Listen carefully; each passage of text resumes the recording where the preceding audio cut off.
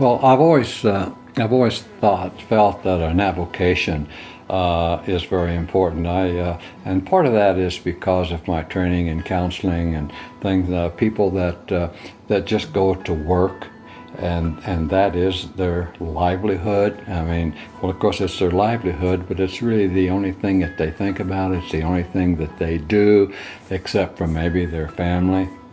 And those people become pretty dissatisfied with just the work, and then when they retire, they don't have anything to do that they really like to do because they haven't built for that.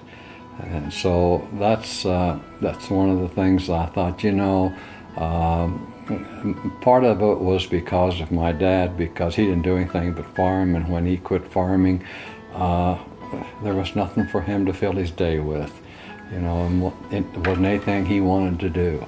And I thought, I don't want to be like that. I want a plan. I know in one of my counseling courses, they said, you plan 4 to 5 years for your career. You need to spend at least that much time in planning for your retirement.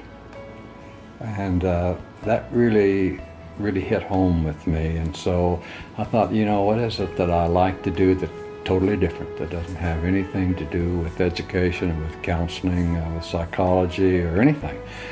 And I kind of got started in woodworking because of a friend of mine who that was his training, although it isn't what he did. He did the same thing I did. It was a hobby. And so he taught me a lot on that, and I just started with that.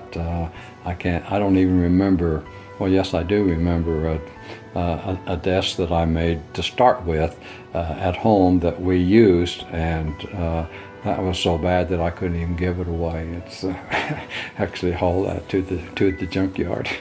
So, but it was a start. And then when we really got involved with the church, which was not this one, but the Good Shepherd Church, they didn't have much money, and they needed crosses, they needed the railings and things like that. And so they'd ask this friend of mine who had a lot of talent and training in that. He asked me if I would work with him on that, and so I did. And so that's where I really got involved in doing things for the church that people really appreciated, and something that didn't cost a lot of money, for me to do, and yet we could provide that. And then when we moved to Sunrise, it was a whole different story. Then I had the equipment, and I had the experience, and whatever talent there was. We were always very, very involved in the music department, and that's where I've done a lot of this stuff. And then, of course, out in the narthex, or the foyer, that came second. But as I had time to do that, there are some of the things up there that I made and am given credit for. I look at it and I think, I don't have that much talent, but it's coming to the church, so God has provided something for me to make what He wants. And I do think about that quite a bit, because I have no formal training at all in anything. It's just having confidence, I guess, that if I work hard enough at it, it'll work out, and believing that this is what God wants me to do, and so I'm going to do the best I can with it. And so far, it's worked out, and I feel good about it. What the church needed to start with was a place. We used to have ropes all the time, but there was no place to hang them. And one whole wall and around on the edges almost is a place for ropes to be hung, and that's all out of oak. Then where the music is, all of that in the hallway out there just came one after another, because I'd build something and then it wouldn't be enough, and so just kept adding on that through the years. The largest project that I did probably is the Welcome Center. I probably worked on that 3 months, and that was the object to start with so that it could be moved back against the wall because it's so large. And then the other cabinetry up there, was not that hard to do, and it wasn't that large. When they started the chapel, they had nothing, and there wasn't anything in the budget. There wasn't anything that told the people that that was a chapel, but the cross that's in there and the podium or whatever, lectern or whatever you want to call it, I did. And then out in the music room, you'll know there's baffles. There's for the soundproof, or the sets in front of the piano, and I made all those. They really baffle the sound. Well, I'm always concerned when he's down there, but I have so much faith in his ability and his knowledge that it hasn't concerned me that much. If I don't hear him for a while or something like that, I'll go down and check, see if everything's okay, and Bill is make sure he just doesn't take shortcuts.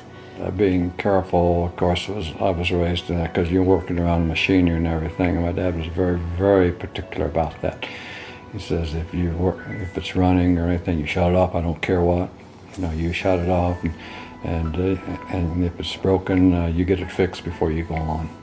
And so that was part of my upbringing. The only wood that I am comfortable and secure in working with is red oak. I know what the wood is going to do. You get to know that all woods are different. They react different to how you glue them, how you finish them, how they take the finish. I like oak, and you get to know it just like you get to know a person. You can predict what they're going to do and what they're not going to do under certain situations. And wood's the same way. I like oak. I like the way that I can finish it, how I can use different finishes on it, and which finishes to use depending on what I want. And other wood, I'd have to just gamble, and I don't have to on oak, red oak. My favorite pieces are practically all of them, but the coffee table is one of my favorites. That little stand over there, I think that is really pretty.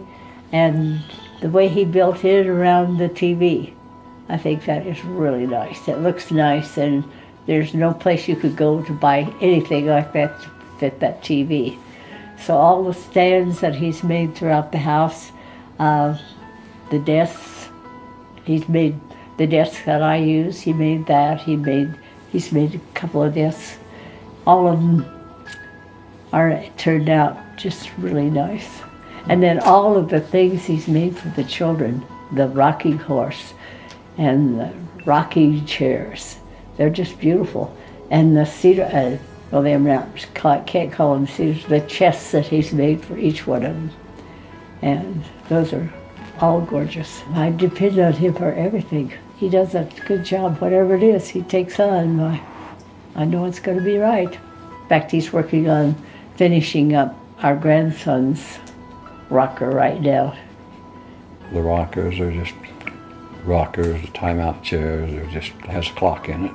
The kids, they use them. They know what it's for, and I think it's worked pretty well with our kids. But those are just simple things.